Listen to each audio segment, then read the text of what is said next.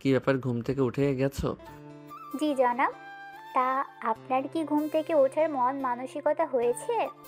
রাফি জেনিকে টান দিয়ে নিজের বুকে এনে ভেজা চুলগুলো কানের পাশে গুজে দিয়ে বলল, আমার তো আরও কিছুক্ষণ ঘুমিয়ে থাকতে ইচ্ছে করছে। আজ রাতে খুব সুন্দর ঘুম হয়েছে। তাই নাকি? এত সুন্দর ঘুম হওয়ার কারণ কি শুনি। দুইটা বউ সাথে নিয়ে ঘুমিয়েছি। ঘুম ভালো হবে না? আরে বড় বউ কোথায় গেল? মনে হয় ভার্সিটিতে চলে গেছে। এত সকালে? সেটা আমি কি করে বলবো? তোমার বউ তুমি জিজ্ঞেস করে নিও। তাই? তা আমার ছোট ভাই এত সকালে গোসল সেরে ফেললো যে, একবার আমাকে ডাকলো না? কেন? না, দুজন একসঙ্গে গোসল করলে কত রোমান্টিক হতো না? জেরিন রাফির বুকে হালকা আঘাত করে লজ্জা মাখা মুখে বলল, খুব শয়তান হয়েছো তুমি, তাই না? কি শখ তোমার। আচ্ছা, এই কথা তোমার বড় বউকে বলো তো? রাফি মনে মনে বলল, কথায় কথায় শুধু বড় ভাইকে সব কিছু বলতে বলে কেন? আর এমনিতেই সোমাই আপুকে কিছু বলতে কেমন জানি ভয় করে। যদিও আমার বউ, তারপর তেমন একটা ভয় কাজ করে মনে। আর এই মেয়েটা সব কিছুতে শুধু বর বউকে টানবে। সোমাইয়া আপুকে একটু ভয় পায়। হ্যাঁ, বুঝলি বা আমার কি? দুজনই তো আমার বউ। জেরিন রাফিকে ধাক্কা দিয়ে উঠে এসে বলল, বড় বউয়ের কথা বলতে মুখ দিয়ে কথা বন্ধ হয়ে গেল। বড় বউকে বুঝি ভয় পায় আমার বাবুটা? ভয়? কিসের ভয়? আমি কাউকে ভয় পাই না। বুঝি বুঝি। যাই হোক, জলদি ফ্রেশ হয়ে আসো, ভার্সিটিতে যেতে হবে। ওদিকে আব্বু আম্মুর কথা মনে পড়ছে খুব। ভার্সিটি থেকে আসার সময় আমাদের বাড়িতে যাব, তারপর বাসায় আসবো। কি বলো তুমি? রাফি খাট থেকে নামতে নামতে বলল, এমপির মেয়ে যখন একবার মুখ দিয়ে কথা বলে ফেলেছে, তখন কি না মেনে উপায় আছে? দেখা গেল এমপির মেয়ের কথা না শোনার কারণে লোকজন দিয়ে আমাকে পিটিয়ে হসপিটালে পাঠিয়ে দিল। কথাটা শুনে জেরিন রাগী চোখে তাকিয়ে আছে। ভাবসাব খারাপ দেখে রাফি জেরিনের হাত থেকে টাওয়ালটা টান দিয়ে নিয়ে তাড়াতাড়ি ওয়াশরুমে চলে গেল। এদিকে সুমাইয়া রেগে গেছে। অহনা বলল, জুবায়েরকে আমরা অনেক বলেছি, কিন্তু ও কোনো কথাই শুনছে না। ও নাকি সরাসরি তোর সঙ্গে কথা বলতে চায়। কয়েকদিন পর আমাদের এক্সাম। আমরা এতদিন ধরে রিসার্চ করে যে সফলতা পেয়েছি, সেটা তো এভাবে হারিয়ে যেতে পারে না। দেখ জুবাই, আমাদের টিমের একজন, আর ও এখন জেদ করেছি যে ও যেটা রিসার্চ করেছে সেসব ডাটা নাকি সব নষ্ট করে দেবে। বুঝতে পারলাম না, হঠাৎ ওর কি পাগলের কামড়িয়েছে? আমরা এই দিনটার জন্য 4 বছর অপেক্ষা করেছি।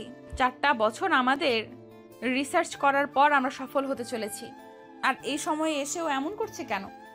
আসলে আমার যতদূর মনে হয় জুবায়ের সুমাইয়াকে পছন্দ করে, আর সুমাইয়ের বিয়ে হয়ে যাওয়াতে ও হয়তো রেগে গেছে।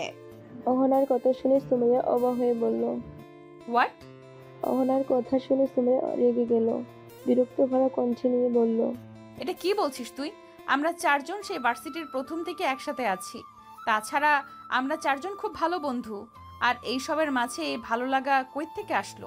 আমি আগেও জানতাম না, তবে কয়েক মাস আগে থেকে আমি জুবায়েরকে দেখেছি, অনেকবার লক্ষ্যও করেছি। ও তোর প্রতি কেমন একটু কেয়ারিং, যে কোনো কাজে তোকে কত হেল্প করে। আমাদের খোঁজ খবর না নিলেও কিন্তু তোর খোঁজ খবর ঠিকই নেয়। আর এইসব দেখলে যে কেউ বিষয়টা বুঝতে পারবে। আর আমি তখন ব্যাপারটা আরো শিওর হলাম যখন ও তোর বিয়ের কথা শুনে এত বড় রিয়েক্ট করলো। দেখ, আমার মনে হয় অহনা ঠিকই বলেছেন। আমরা দুজন ওকে অনেক বোঝানোর চেষ্টা করেছি, কিন্তু আমাদের কোনো কথাই শুনছে না। ও নাকি তোর সঙ্গে কথা বলবে। সুমায়া, তুই বরং ওর সঙ্গে একবার কথা বলে নে, দেখ কি বলে। আর ওকে একটু বুঝিয়ে বল, এমন করলে আমাদের সব কষ্ট মাটি হয়ে যাবে। কোথায় আছে ও? এখানেই ছিল, মনে হয় ক্যান্টিনের দিকে গেছে। দাঁড়া, আমি কল করছি। এদিকে জেরিন আর রাফি রেডি হয়ে নিচে চলে আসলো। টেবিলে বসতে খাবার সাজানো দেখে রাফি বলল, আম্মু, আজকের খাবারগুলো একটু নতুন নতুন মনে হচ্ছে। আর এত কিছু কিভাবে করলে তুমি? আমি কোথায় করলাম? আমি সকালে ঘুম থেকে উঠে নাস্তা বানানোর জন্য এসে দেখি বড় বৌমা সকলের জন্য নাস্তা বানাচ্ছে। বড় বৌমাই সব কিছু করেছে। ও আচ্ছা, তবে নাস্তা কিন্তু অনেক টেস্ট হয়েছে। কি বলো তুমি? আচ্ছা এখন কথা না বলে তাড়াতাড়ি খেয়ে নে। তোরা কি ভার্সিটিতে যাচ্ছিস? হ্যাঁ আম্মু, আমরা ভার্সিটিতে যাচ্ছি। আর বাসায় আসার আগে আমাদের বাসায় একটু যাব। আচ্ছা সাবধানে যেও। এদিকে জুবাইর চুপ করে বসে আছে। অহনা আর সোহিনী জুবাইর আর সুমাইয়াকে দেখে চলেছে। সুমাইয়ার মুখ দেখেই বোঝা যাচ্ছে অনেক রেগে আছে। এর মাঝে অহনা বলে উঠল, এভাবে কি তোরা বসে থাকবি? দেখ এখন সব কিছু মিটিয়ে নে। এভাবে চুপ করে বসে থাকলে কিছুই হবে না। সুমাইয়ার একটু রাগী কণ্ঠে বলল, কিরে জুবায়ের, ওরা যে বলছে তা কি সত্যি? আর এসবের মানে কি? আমরা চারজন সেই ভার্সিটির প্রথম থেকে একসঙ্গে আছি, খুব ভালো বন্ধু। আর আজকে হঠাৎ করে কি হলো তোর? জুবাইর সুমাইয়ার দিকে তাকালো, বলল, কি আবার হবে, যেটা সত্যি সেটাই। এভাবে হুট করে বিয়ে করে ফেললি, আমাদেরকে একবারও জানাইছিস? অহনা আর সোহানীকে বললেও আমাকে তো একবার বলিস না। দেখ আমি কাউকে কিছু বলিনি, বাসা থেকে হুট করে বিয়ে ঠিক করেছে।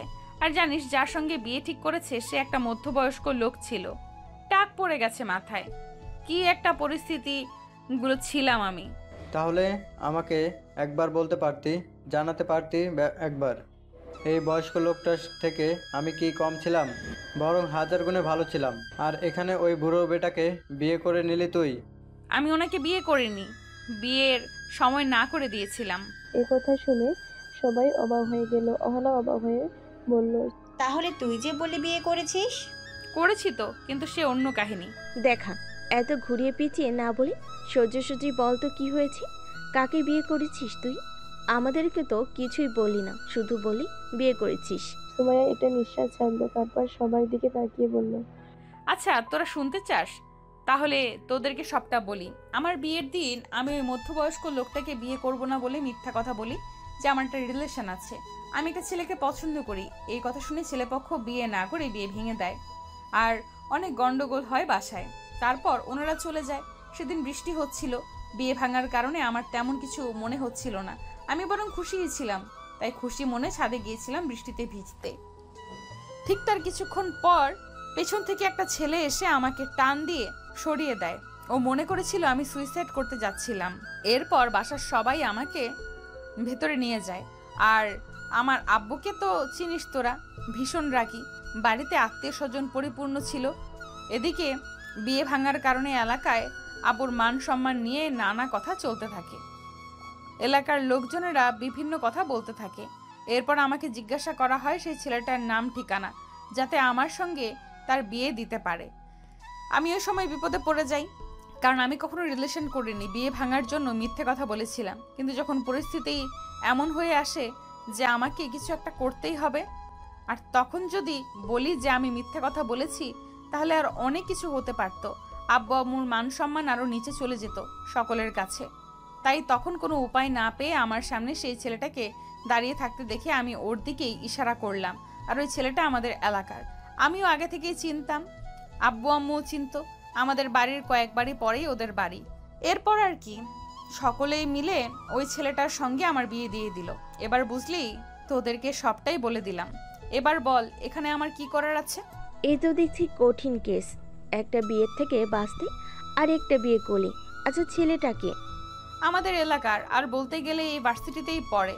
তার থেকে বড় কথা হলো ছেলেটা আমার 2 বছরের জুনিয়র। কথাটা শুনে সবাই অবাক হয়ে গেল। জুবাইর অবাক হয়ে বলল, শেষে একটা জুনিয়রকে বিয়ে করলি, তাও আমার কথা তোর মনে পড়লো না। একবার আমাকে বলতে পারতি, তোকে তুলে নিয়ে বিয়ে করতাম। কি কপাল আমার, যাকে মনে মনে ভালোবাসলাম সে কিনা একটা জুনিয়রকে বিয়ে করে বসে আছে। ওই গাধা, তুই যে আমাকে ভালোবাসিস সে কথা কখনো আমাকে বলেছিস? বলার চেষ্টা করেছিস? আমি কিভাবে জানবো যে তুই আমাকে ভালোবাসিস? 4টা বছর চলে গেল, কই একবারও তো আমাকে বলতে পারলি না। আর আমি তো তোদের 3জনকে নিজের বন্ধু মনে করেছি সব সময়। আগে যদি বলতি আমাকে, তাহলে হয়তো আমিও তোকে ভালোবাসতাম। এখন এটা আমার দোষ নাকি তোর দোষ? যাই হোক, এখন তো আর কিছু বলে লাভ নেই। দেখ আমরা ভালো বন্ধু আছি, জীবনের শেষ পর্যন্ত এই বন্ধুত্ব হারাতে চাই না। এখন তুই আর মন খারাপ করিস না। কিরে চুপ করে আছিস কেন? কিছু বল। কি আর বলবো, সব তো বলে দিলি তুই, এখন আর কি করার? তোকে তো আর পেলাম না। দেখ তোর কপালে যে লেখা আছে তাকেই তুই পাবি। একটু ধৈর্য ধর, দেখবি সঠিক সময় সঠিক মানুষ তোর কাছে চলে আসবে। আর আমরা 4জন বন্ধু আছি, সারা জীবন আমরা আমাদের বন্ধুত্বকে আগলে রাখবো। সুমাইয়া নিজের হাত বাড়িয়ে দিয়ে ওদের তিনজনের দিকে তাকিয়ে বলল। কি সবাই রাজি তো? অবশেষে ওরা তিনজন সুমাইয়ার হাতে হাত রেখে বলল। আমরা রাজি। জুবায়ের বলে উঠল। তা সেই ছেলেটা কে? নাম কি ওর? একবার দেখতে হয়। কে সেই ভাগ্যবান যে আমার ভাগ্যকে এভাবে নিজের করে নিয়েছে? হ্যাঁ সেটাই। নাম কি রে সুমাইয়া? রাফি ভার্সিটিতে দ্বিতীয় সেমিস্টারে পড়ে। আরও একটা কথা আছে, তোরা আমার বন্ধু, তাই তোদের থেকে কিছু লুকানো উচিত না। তাহলে না বলে বসে আছিস কেন বল। বিয়ের পর আমি জানতে পারি রাফি একজনকে ভালোবাসে, আর আমার সঙ্গে ওর বিয়ে হওয়ার কারণে ওদের বিষয়টা এলোমেলো হয়ে যায়। আর মেয়েটাকে জানিস? কে? জেরিন, এমপির মেয়ে।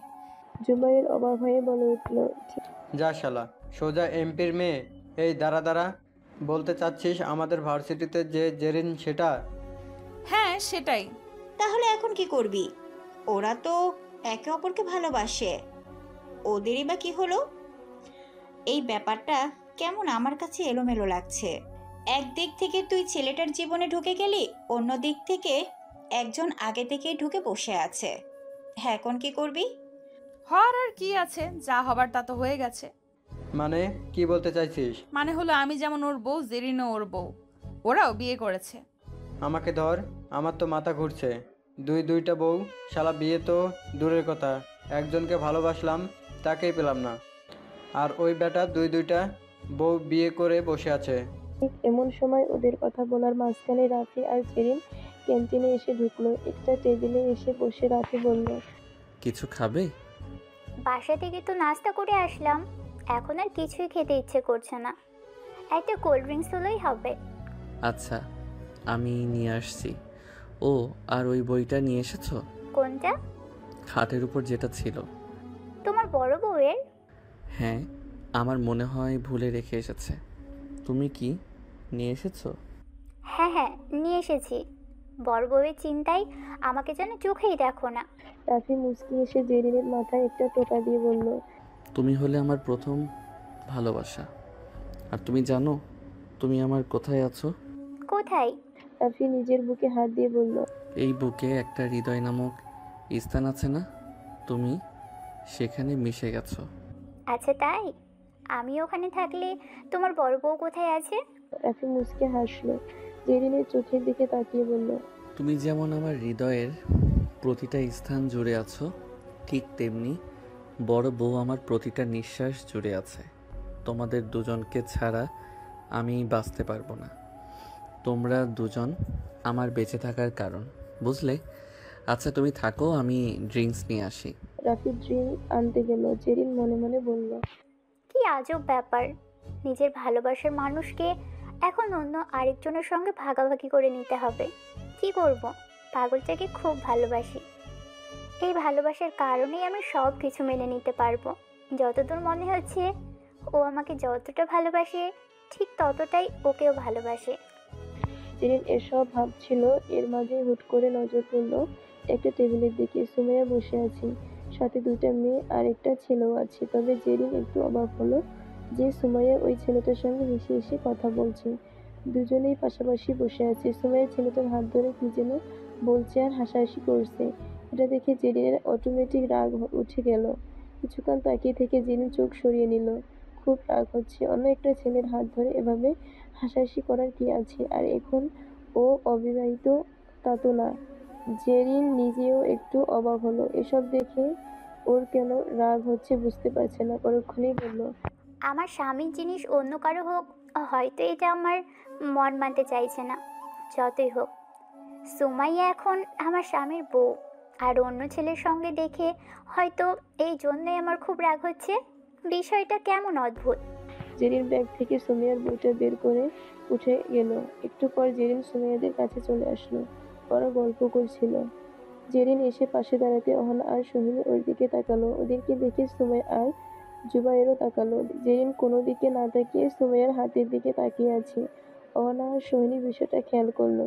জেরিনকে এভাবে তাকিয়ে থাকতে দেখে সুমাইয়া নিজের হাতের দিকে তাকালো। সাথে সাথে হাতটা সরিয়ে নিল সুমাইয়া। জেরিন সুমাইয়ার বইটা এগিয়ে দিয়ে বলল। বাসায় রেখে এসেছিলে? সুমাইয়া বইটা নিয়ে বলল। ধন্যবাদ, আমিও এই বইটা খুঁজছিলাম, বাসায় ফেলে এসেছি, একদম খেয়াল নেই। ধন্যবাদ বইটা আনার জন্য। আচ্ছা, তুমি কি করে জানলে আমার এই বইটা দরকার? আমি কি করে জানবো? যে জানার সে সাথে করে নিয়ে আসতে বলেছে, তাই আমি নিয়ে এসেছি। এ কথা বলে জেরিন চলে আসতে যাওয়ার সময় আবারও দাঁড়ালো, পিছন ফিরে আবারও সুমাইয়ার কাছে এসে বলল, আরেকটা কথা, তুমি জানো আমি ওকে কত ভালোবাসি? সুমাইয়া মুচকি হেসে বলল, আমি জানি তুমি ওকে অনেক ভালোবাসো, এটা বলা লাগবে না। হ্যাঁ, আমি ওকে অনেক ভালোবাসি। আমার থেকে বেশি আমি ওকে ভালোবাসি। আর তুমি একটা কথা শুনে রেখো, ওর কোনো জিনিস আমি অন্য কারোর হতে দেখতে পারবো না। যেটাই ও কষ্ট পাক সেটা ওরই চাই। ওর কোনো জিনিসের দিকেই অন্য মানুষ নজর দিলে আমার থেকে খারাপ কেউ হবে না। কথাগুলো বলে জেরিন চলে গেল। ওরা চারজন অবাক হয়ে তাকিয়েছে, জেরিন কি বলে গেল সুমাইয়া এখনো বুঝতে পারছে না। জেরিন চলে গেলে সুমাইয়া বলল, হঠাৎ কি হলো ওর? কি সব বলে গেল? আমি তো কিছুই বুঝতে পারলাম না। তুই কিছু বুঝতে না পারলেও আমি কিন্তু বুঝতে পেরেছি। কি বুঝতে পেরেছিস? অহনা মুচকি হেসে বলে, তুই জুবাইয়ের হাত ধরেছিলি, এটা দেখে ও এমন রিয়েক্ট করেছে। ও বলতে চাইছে যে তুই এখন ওর স্বামীর বউ। আর ও যে বলল ওর স্বামীর কোনো জিনিস অন্য কারোর হোক সেটাও দেখতে পারবে না। এখানে কোনো জিনিস বলতে তোকে বুঝিয়েছে তুই জুবাইয়ের হাত ধরেছিলি, এই জন্য ও হয়তো কিছু একটা মনে করেছে, তাই এসব বলল। তবে আমি একটা বিষয় ভেবে অবাক হচ্ছি যে আজকাল সতীনকে দু চোখে দেখতে পারে না, নিজের স্বামীর কাছেও নিজেকে আগে প্রমাণ করতে চায়। কিন্তু এখানে তো দেখছি উল্টো কেস। খিরি সোমাইয়া, আমার মনে হচ্ছে মেয়েটা খুব ভালো, ও তোকে মেনে নিয়েছে। আমার যতদূর মনে হয় মেয়েটা তোকে আর রাফির একটা অংশ হিসাবে মনে করে। আমার মনে হয় তোর ভাগ্য খুবই ভালো। সুমাইয়া কথাটা শুনে পিছন ফিরে জেরিনের দিকে তাকালো, দেখলো রাফি এসে বসে আছে, দুজনে হাঁটছে আর কি যেন খাচ্ছে। রাফি আর জেরিন কিভাবে হাসাহাসি করছে দেখে সুমাইয়া মুচকে হাসলো। কেন জানি সুমাইয়া খুব খুশি। সুমাইয়া মনে মনে বলল, অহনা যেটা বললো সেটা কি সত্যি? যদি এমনটা হয়? সুমাইয়া আর কিছু না ভেবে মুচকে হাসলো, বিড়বিড় করে বলল, মেয়েটাও একটা পাগলি মেয়ে, বড় হয়েছে ঠিকই, কিন্তু ভেতরে ছোট বাচ্চাদের মতো একটা মন আছে ওর। এদিকে ল্যাবে যাওয়ার সময় হলে সুমাইয়া উঠে গেল। ক্যান্টিন থেকে বের হওয়ার সময় সুমাইয়া ওদের তিনজনকে একটু ওয়েট করতে বলে নিজে রাফিদের কাছে এসে দাঁড়িয়ে গেল। রাফি সুমাইয়াকে দেখে অবাক হয়ে বলল, আরে আপু আপনি, আমি তো ভাবলাম আপনি হয়তো ল্যাবে আছেন। আপনি বাসায় একটা বই ফেলে এসেছিলেন। জেরিন আমাকে দিয়েছে, ধন্যবাদ বইটা আনার জন্য। সুমাইয়া হঠাৎ জেরিনের কানের কাছে মুখ এনে বলল, ধন্যবাদ তোমাকে আমাকে তোমাদের নিজের অংশ ভাবার জন্য। আর হ্যাঁ, আমি আর তুমি ওই হনুমানটারই জিনিস। মৃত্যু পর্যন্ত আমাদের এই হারামি হনুমানটার থেকে কেউ আলাদা করতে পারবে না, কথা দিলাম তোমাকে। একথা বলে সুমাইয়া মুচকি হেসে চলে গেল। জেরিন সুমাইয়া চলে যাওয়ার দিকে তাকিয়ে মুচকি হাসলো। রাফি বুঝতে পারল না কি কথাবার্তা হচ্ছে ওদের মাঝে। সুমাইয়া চলে গেলে রাফি বলল, কি বলল? তোমাকে বলতে যাবো কেন? এটা আমাদের দুই সতীনের ব্যাপার, বুঝলে? যাক বাবা, এটা দেখছি উল্টো কাহিনী। এখানে তো দেখছি আমি পর হয়ে গেলাম। জেরিন হেসে উঠল। দেখতে দেখতে বিকেল হয়ে এসেছে। রাফি আর জেরিন গাড়ি নিয়ে জেরিনের বাসায় যাচ্ছে। রাফির অবশ্য একটু ভয় ভয় করছে, কারণ জেরিনের আব্বুকে নিয়ে কি বলবে না বলবে কে জানে। বিয়ের পরে এই প্রথম যাচ্ছে শ্বশুর বাড়ি, আর বিয়েটা এমনভাবে হয়েছে যে চিন্তারই বিষয়। প্রায় 10 মিনিট পরে ওরা বাসায় পৌঁছে গেল। গাড়ি থেকে নেমে সোজা বাসায় ভেতরে চলে গেল। জেরিনের আম্মু ওদেরকে দেখে খুব খুশি হয়ে গেল, তাড়াতাড়ি করে ওদেরকে ভেতরে নিয়ে আসলো। মেয়েকে দেখে অনেক খুশি হয়েছে বলা যাচ্ছে। রাফি বাসার চারিদিকে একবার তাকালো, চাকর বাকরের অভাব নেই। এদিকে ওদিকে এক একজন এক এক কাজে ব্যস্ত। এরপর রাফিও আমার সঙ্গে কথাবার্তা বলতে লাগলো। সামনে শরবতের কয়েক রকমের আইটেম এসে হাজির। রাফি একটা গ্লাস হাতে নিয়ে কিছুটা খেয়ে রেখে দিল। জেরিনের আম্মু বলল, রাতে ডিনার করে যাবে, আমি সব কিছুর ব্যবস্থা করেছি। আর তোমরা যে আসবে আমাকে একবারও বলবে না? সরি, আসলে হুট করে প্ল্যান হয়ে গেল, আর জেরিনের ইচ্ছে করছিল আপনাদেরকে দেখতে, তাই ভার্সিটি থেকে আসার সময় ওকে নিয়ে আসলাম। খুব ভালো করেছো। জেরিনের আব্বু তো একটু আগেই বেরিয়েছে, সমস্যা নেই, সন্ধ্যের মধ্যে ফিরে আসবে। তোমরা গল্প করো, আমি এদিকে খাবারের ব্যবস্থা করি। জেরিন, ছেলেটাকে নিয়ে রুমে যা। জেরিন রাফির হাত ধরে বলল। চলো তোমাকে আমার রুমটা দেখাই। এই বলে জেরিনকে টানতে টানতে উপরের দিকে নিয়ে গেল। রাফি জেরিনের রুমে এসে অবাক হয়ে বলল। এটা তোমার রুম? হ্যাঁ, কেন? এত বড়? এই রুমের থেকে তো আমার রুমটা অনেক ছোট। আমাকে রাগাবে না কিন্তু। রুম দিয়ে কি করব আমি? আমার তো তোমাকে চাই, শুধু তোমাকে। তোমার যদি একটা কুঁড়ে ঘরও থাকে, আমি হাসি মুখে তোমার সঙ্গে সেই ঘরে থাকতে পারবো। তোমাকে ছাড়া কোনো রাজপ্রাসাদেও আমি শান্তি পাবো না। জেরিনকে এমন মন খারাপ করতে দেখে রাফি বুঝতে পারলো হয়তো এ কথা বলা উচিত হয়নি। রাফি জেরিনকে টেনে নিচের বুকে এনে বলল। এই পাগলি, মন খারাপ করার কি আছে? আমি তো এমনি বললাম, তাকাও আমার দিকে।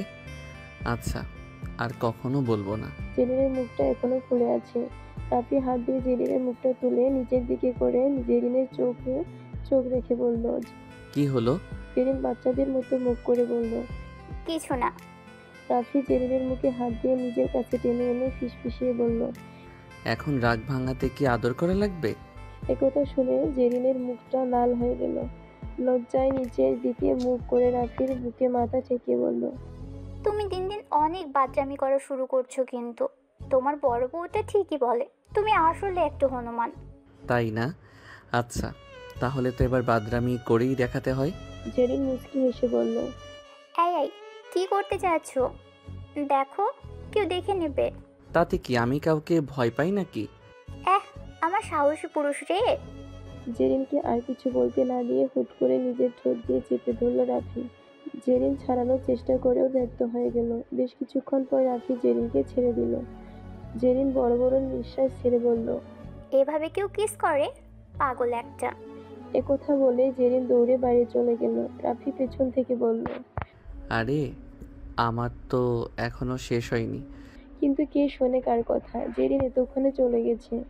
রাফি মনে মনে বলল। বিয়ে করেও আর কি হলো? খেলাই শুরু করতে পারলাম না। না, বড় ভাইয়ের কাছে যাই, দেখি কি হয়। রাফি থমকে দাঁড়িয়ে বলল। আমি তো বাসায় নেই। ধুর, কি যে করি। এদিকে সুমাইয়া বাসায় এসে রাতের জন্য রান্না করতে গিয়ে হাত কেটে নিয়েছে। রাফির আম্মু ব্যান্ডেজ করে দিয়েছে অবশ্য। রাতে খাওয়া শেষ করে জেরিন আর রাফি বাসার দিকে রওনা দিল। গাড়িতে যেতে যেতে জেরিন বলল। আব্বুর সঙ্গে ওভাবে ভয় পেয়ে কথা বলছিলে কেন? আব্বু কি তোমাকে কিছু বলেছে? কিছু বলেনি, কিন্তু তারপরেও ও এই প্রথম তোমার আব্বুর সঙ্গে সামনাসামনি বসে কথা বললাম। ও, তুমি এখন বুঝতে পারবে না। হ্যাঁ, এখন তো আমার বোঝা লাগবে না। যাই হোক, তাড়াতাড়ি চলো, আমার কিছু অ্যাসাইনমেন্ট বাকি আছে, ওগুলো শেষ করতে হবে। 2 মিনিট লাগবে, চলে এসেছি প্রায়। কিছুক্ষণ পর রাফি আর জেরিন চলে আসলো। কলিং বেল দিতে রাফির আম্মু এসে দরজা খুলে দিল। এসে গেছিস? হ্যাঁ, আরও আগে চলে আসতাম, কিন্তু না খেয়ে আসতে দিল না। সে ভালো হয়েছে। এদিকে সুমাইয়া মামুনি হাত কেটে বসে আছে। রাফি কথাটা শুনে চমকে উঠলো, অবাক হয়ে বলল। হাত কিভাবে কাটলো? চিন্তা করার কিছু নেই, আমি ব্যান্ডেজ করে দিয়েছি। রাতের খাবার রান্না করতে গিয়েছিল, সেখান থেকে কেটেছে। রাফি আর কিছু না বলে সোজা উপরে চলে গেল। দরজা খুলে ভিতরে আসতে রাফি দেখলো বিছানার উপরে বই নিয়ে বসে আছে সুমাইয়া। রাফি কিছু না বলে সুমাইয়ার সামনে এসে বসে পড়ল। রাফিকে এমন আচমকা দেখে সুমাইয়া বলল। আমাকে ভয় পাইয়ে দিয়েছিস। এইভাবে হুট করে কেউ কারোর সামনে চলে আসে? রাফি সুমাইয়ার কথা বাদ দিয়ে বলল। হাতটা দেখি। রাফিকে এমন সিরিয়াস দেখে সুমাইয়া আর কিছু বলল না। ডান হাতটা আস্তে করে এগিয়ে দিল রাফির দিকে। রাফি সুমাইয়ার হাতটা ধরে ভালো করে দেখতে লাগলো। কিছুক্ষণ দেখার পরে সুমাইয়ার দিকে তাকিয়ে বলল। কতটুকু কেটেছে? ব্যথা করছে? ডাক্তারকে দেখাবো? সুমাইয়া মুচকে হাসলো। রাফির এমন ব্যাকুলতা ভরা চেহারা দেখে সুমাইয়া একটু অবাক হলো। সুমাইয়া মুচকে এসে বলল। হাত কেটেছে আমার, কিন্তু মনে হচ্ছে ব্যথা তোর হচ্ছে। সুমাইয়ার এমন কথায় রাফি সুমাইয়ার দিকে তাকিয়ে কিছু বলতে যাবে, অমনি ওয়াশরুম থেকে জেরিন বেরিয়ে বলল। কেমন লাগছে আমায়? জেরিনের কথায় রাফি আর সুমাইয়া দুজনেই জেরিনের দিকে তাকালো। জেরিনের দিকে তাকাতেই দুজনেই অবাক হয়ে তাকিয়ে আছে। সুমাইয়া দ্রুত হাত দিয়ে রাফির চোখ ঢেকে দিল। জেরিনকে বলল। এইসব কি? নাইটির বোতামটা লাগাও, দেখছো না এখানে একজন চোখ মেলে তাকিয়ে আছে? জেরিন মুচকি হেসে বলল। হাতটা একটু সরাও, বাবুটাকে একটু দেখতে তো দাও। দেখতে হবে না, বললাম না নাইটের বোতামটা লাগিয়ে নাও। আর তাছাড়া তোমার কি পড়াশোনা নেই? সামনে তো তোমার সেকেন্ড সেমিস্টারের পরীক্ষা। এসব বাদ দিয়ে পড়তে বসো। রাফি সোমাইয়ার হাতটা হালকা একটু সরাতে গেলে সোমাইয়া রেগে বলল, ওই, তুই আবার হাত কেন সরাচ্ছিস? দেখার জন্য পুরো রাত পড়ে আছে। তুই এখন পড়তে বসবি। জেরিনের দিকে তাকিয়ে সোমাইয়া বলল। এখনো দাঁড়িয়ে আছো কেন? কি বললাম কানে যাচ্ছে না? জেরিন মুখ ফুলিয়ে নাইটের বোতামটা লাগিয়ে সোজা টেবিলে এসে বসলো। বিড়বিড় করে বলল, একদম আম্মুর মতো হয়েছে। আমি কি ছোট বাচ্চা নাকি যে আমাকে এভাবে বলতে হবে? আর তাছাড়া আমার সতীন হয়ে আমাকে গার্ডিয়ানের মতো শাসন করে চলছে। আর ওইদিকে হনুমানটা, সেও একদম ভেজা বেড়ালের মতো চুপ করে বসে আছে, নিজের বউকে কিছু বলতেও পারে না। আসলেই একটা হনুমান। রাফি সোমাইয়ার দিকে তাকিয়ে বলল, আমার খুব ক্লান্ত লাগছে, আমি একটু ঘুমাবো। ঘুমাবি? কোনো ঘুম নেই, দেখছিস না তোর দুই বউ কেমন পড়াশোনা করছে? তুইও এখন পড়তে বসবি। বসতেই হবে? এক কথা কতবার বলবো? রাফি ভ্যাবলাকান্তের মতো তাকিয়ে মনে মনে বলল, অন্য সকলের বউ রোমান্স না করার জন্য রাগ করে, বউকে সময় না দেওয়ার জন্য অভিমান করে, আর এদিকে আমার বউকে দেখো, রোমান্স তো দূরের কথা, এত পড়ালেখা নিয়ে ব্যস্ত। এর থেকে ভালো কয়েকটা বইকে বিয়ে করে নিলেই পারতো। আমাকে বিয়ে করার কি দরকার ছিল? রাফি আর কিছু না বলে জেরিনের পাশে গিয়ে বসে পড়ল। জেরিন রাফিকে আস্তে করে বলল, এমন মনে হচ্ছে তোমার বড় বউ আমাদেরকে টিউশনি করাতে এসেছে। এত সুন্দর রাত, এত সুন্দর বউ তোমার, কোথায় রোম্যান্স করবে, একটু ভালোবাসবে, তা না করে এখন বসে বসে পড়তে হচ্ছে। আসতে বলো, না হলে আবার শুনে ফেলবে। তুমি না একটা ভিতর টিম, নিজের বউকেই ভয় পাও। আমি কাউকে ভয়টই পাই না। চুপ করো তো, ভয় পাই না উনি। ভয় না পেলে ভেজে বেড়ালের মতো আমার পাশে এসে বসে পড়লে কেন? যাও, বুক ফুলিয়ে নিজের বউকে মানাও, দেখি কত পারো। সে তো আমি করতেই পারি, কিন্তু ভেবে দেখলাম বড় বউ ভুল কিছু বলেনি, পড়াটাও আমাদের জন্য খুবই জরুরি। হয়েছে হয়েছে, সে আমার বোঝা আগে থেকে হয়ে গেছে। এদিকে মনে জ্বলছে প্রেমের আগুন, আর ওদিকে সেই আগুনে এক বালতি পানি ঢেলে এখন পড়তে হচ্ছে। তুমি আমার কাছ থেকে যাও তো, রাগ হচ্ছে আমার। আহা, দুজনে একসঙ্গে পড়লে পড়াটা ভালো হবে। নিকুচি করেছি তোমার ভালো হওয়ার, তুমি যাবে কি যাবে না? কোনো উপায় না পেয়ে রাফি জেরিনের কাছ থেকে চলে আসলো। ওদিকে সুমাইয়ার কাছেও এখন যাওয়া যাবে না, সে পড়ালেখা নিয়ে ব্যস্ত।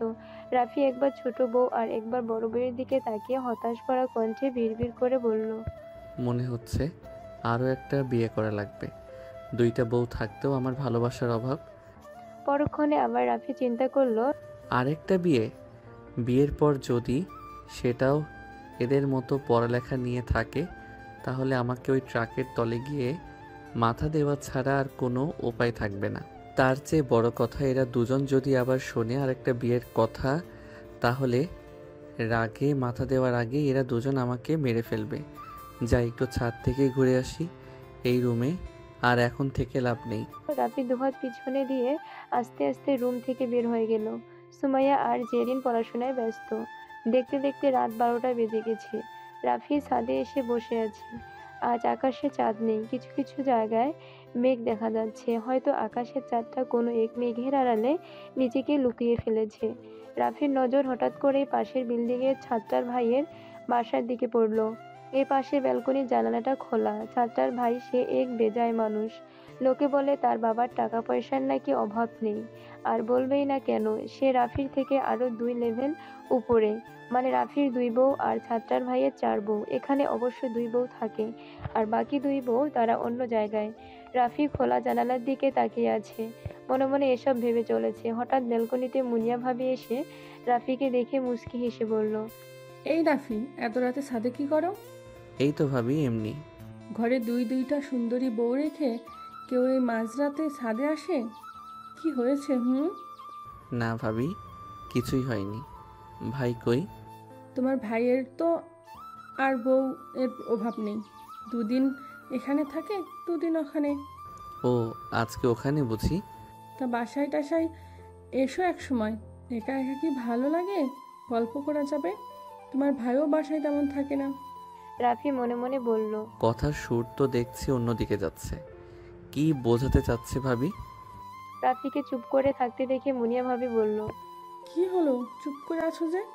না ভাবি, এমনি। তুমিও না বাসার সাথেই ভাবিরা থাকতেও খোঁজ নাও না, একটু আবদার করতেই তো পারো। রাফি কিছু বলতে যাবে অমনি পেছন থেকে সুমাইয়া বলে উঠল।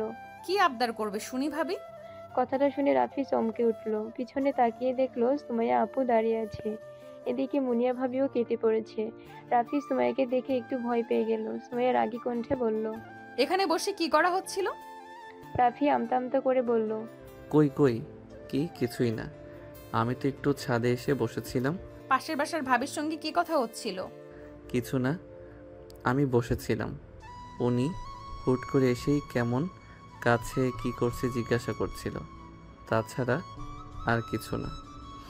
আমার কি কচি খুকি মনে হয় আমি কিছু বুঝি না? ঘরে দুইটা বউ থাকতে তুই এখানে অন্য মেয়ের সঙ্গে মজা নিচ্ছিস? ওই দেখো, বলি কি আর বুঝে কি, আমি কেন মজা নিতে যাব? দেখলাম আপনারা দুইজন রুমে পড়াশোনা করছেন, তাই আমি একটু ছাদে আসলাম। এখন ভাবি কখন আসবে না আসবে সেটা আমি কি করে বলবো? তাছাড়া এমনি নর্মালি কথা হচ্ছিল। হ্যাঁ, সেটা তো আমি এসেই শুনতে পেলাম। কি যেন কথা হচ্ছিল? বাসায় আসার কথা, তারপর আবদার, আবার আর কি কথা হচ্ছিল যেন? আর কিছুই না, ব্যাস এতটুকুই। হনুমানের বাচ্চা কোথাকার, ঘরে বউ থাকতেও উনি অন্য মেয়ের সঙ্গে টাঙ্কি মারছে। হ্যাঁ, মারাচ্ছে তোর টাঙ্কি। রুমে চল। রাফি একটু ভয় পেয়ে বলল। না, আর একটু পর রুমে যাব। রুমে আসতে বলছি না? একটু পরে যাই। আপনারা তো পড়াশোনা করছিলেন না, তো হঠাৎ আপনি এখানে আসলেন যে? এখানে না আসলে তো জানতে পারতাম না যে তলে তলে এইসব কিছু চলে। আহা, আপনি আসলে ভুল ভাবছেন। নিকুচি করেছি তোর ভুল ভাবার। সুমাইয়া রাফির হাত ধরে টানতে টানতে রুমে নিয়ে গেল। জেরিন সুমাইয়াকে রাফির হাত ধরে এভাবে আনতে দেখে বইটা বন্ধ করে তাকিয়ে রইল। সুমাইয়া এসে দরজার সিট কিনে লাগিয়ে দিল। এসব দেখে রাফি মনে মনে বলল। মনে হয় সুমাইয়া আপুর রাগ মাথার উপর উঠে গেছে। কি দরকার ছিল রে ভাই আমার সঙ্গে এসে কথা বলার? এখন এই বড় ভাইকে কিভাবে সামলাবো আমি? কি করতে যাচ্ছে কে জানে, রাগে তো মুখটা একদম লাল হয়ে আছে। সুমাইয়া জেরিনের দিকে তাকিয়ে বলল।